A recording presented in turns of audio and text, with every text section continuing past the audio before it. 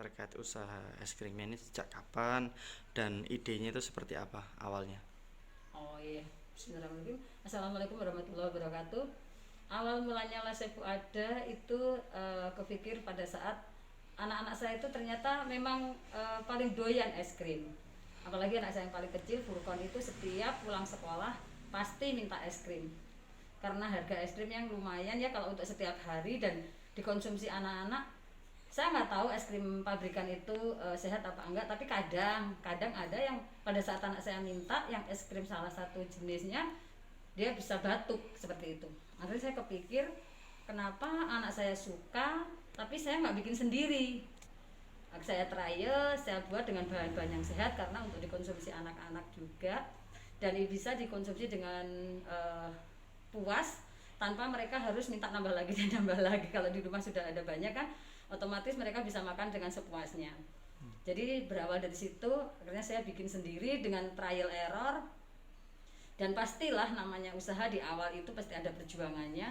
Saya pernah sempat buang susu segar juga sampai 5 liter lebih karena gagal dan harus proses lagi, karena nggak ngembang dan harus proses lagi, karena pernah juga pakai freezer yang ternyata freezernya itu sampai semalaman es krimnya nggak keras, itu juga pernah saya alami.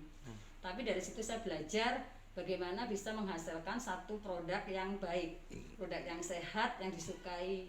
Harus memang dari bisnis itu harus disukai banyak kalangan sebetulnya, tapi fokus ke segmen pasar saya adalah anak-anak. Karena kalau anak-anak yang minta, otomatis orang tua pasti akan memberikan. Dan makanan itu sehat, mereka akan bisa nolak kalau makanan itu sehat buat anak-anak mereka. Susu baik untuk anak-anak juga, buah baik. Karena saya pakai buah asli dan bahan-bahan yang dipakai juga bahan-bahan asli, bahan-bahan pilihan. Saya kira gitu. Bu, kalau boleh tahu terkait ini sejak bulan Februari dan Maret dan ketika masa pandemi ya, pembuatannya. Ya. Itu apakah juga tidak pengaruh dengan masa saat pandemi COVID-19 ini usahanya?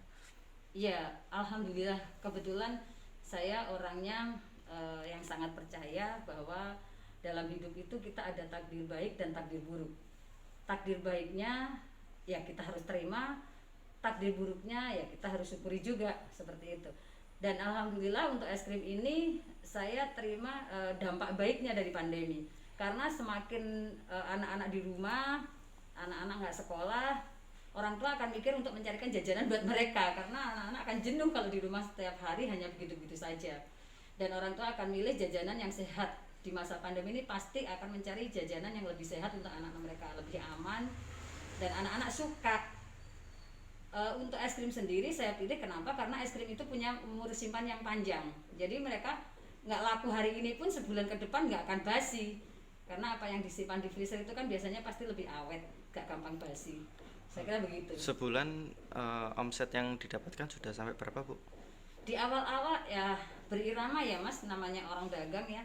Kadang juga ada sepi, kadang rame, tapi di awal-awal itu penjualan saya hanya sekitar 1 juta 2 juta seperti itu. Tapi ke belakang kemarin justru semakin ramai karena reseller sudah mulai percaya dan reseller sudah menemukan marketnya, sudah ketemu dengan segmen pasarnya.